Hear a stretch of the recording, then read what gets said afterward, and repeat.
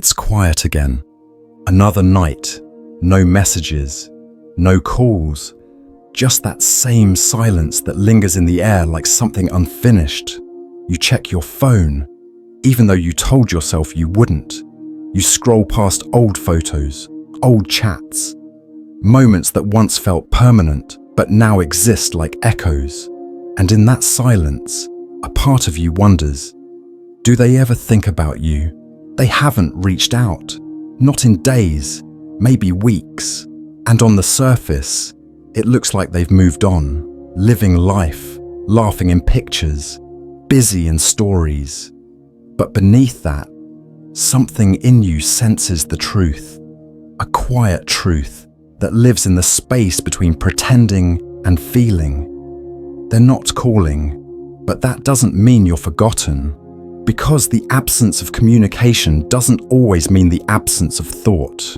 Sometimes people stay silent not because they don't care, but because they care too much and don't know how to say it anymore.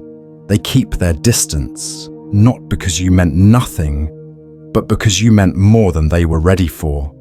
And that kind of fear, it's easier to bury than confront. But while they sit in that silence, pretending everything's fine, there's a moment, every night, when the noise fades, when the world gets still, when the distractions can't drown the memory of you, and it hits them, maybe not loudly, maybe not all at once, but it hits them like a whisper they can't unhear. They remember the way your voice softened when they were tired, the way your presence felt like calm in their chaos, the little things you did that no one else noticed, but they did. And now, in the stillness of their nights, when no one's watching, they think about you. They don't say it. They might never say it. But the truth lives quietly behind their silence. And here you are, assuming silence means indifference. Assuming distance means closure. But Stoicism teaches something different. It teaches that you don't need their words to confirm your impact. You don't need their return to validate your worth. What you gave was real.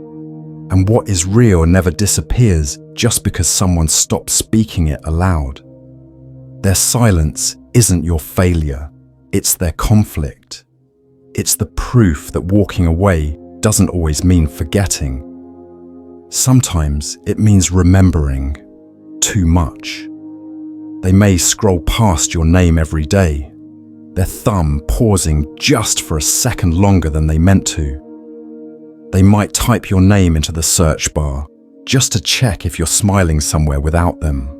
They watch your life from a distance, not because they're over you, but because they can't handle what resurfacing might stir up inside them. And still, they don't call. But the truth is, not everyone has the courage to return to what they once left. Sometimes it's guilt. Sometimes it's shame. Sometimes it's pride layered so thick, even they don't realize they're hiding behind it. You were more than they were ready to handle, and that weight still follows them, even now. At night, when everything is stripped away, the laughter, the noise, the people who don't really know them, that's when your memory comes back, clear, undeniable. And even though their phone stays silent, their mind is loud. Because they can't forget the comfort they lost, the presence they took for granted, the peace they never found again.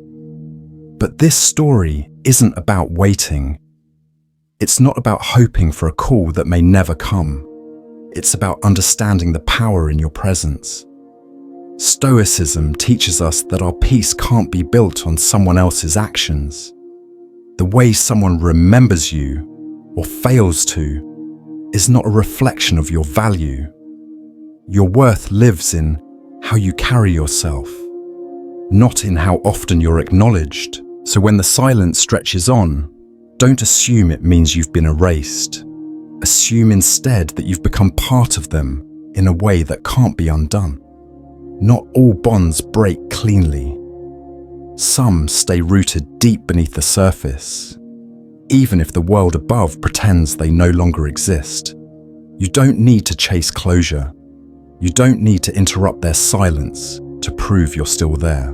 Let them sit with what they lost. Let them wrestle with what they were too afraid to hold on to. And you keep growing, keep walking forward.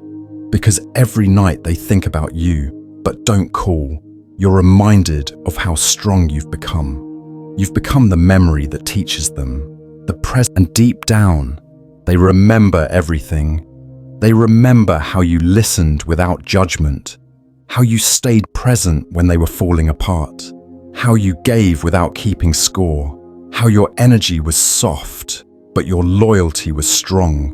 And they know they'll never find that again, not in the places they're searching now, not in the people they run to for distraction. But the time for fixing it has passed.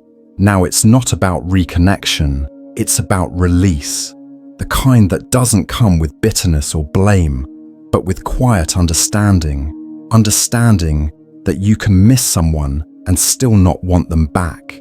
That you can wish them healing and still know you're better off apart. You've walked through the ache. You've sat with the silence. And now you stand in a place of peace that no one gave you. You built it, breath by breath, day by day. The same silence that once haunted you has become your strength. It taught you how to speak to yourself when no one else did. It taught you that not every story needs a final chapter written together. Some stories are more powerful because of how they end. Not abruptly, but inwardly, with grace. So let them think about you every night. Let their thoughts drift back to what was real. You don't need the confirmation. You don't need the apology. The gift was never their return. It was your becoming. Because while they're lost in memory, you are rooted in presence. You no longer wait for a call to feel worthy. You no longer need to be remembered to feel whole. You've stepped into a version of yourself that no longer breaks at the sound of silence. A version that trusts the quiet, that welcomes it, that grows in it. And this is where Stoicism becomes more than a philosophy. It becomes your way of life. You learn to move through the world without demanding closure.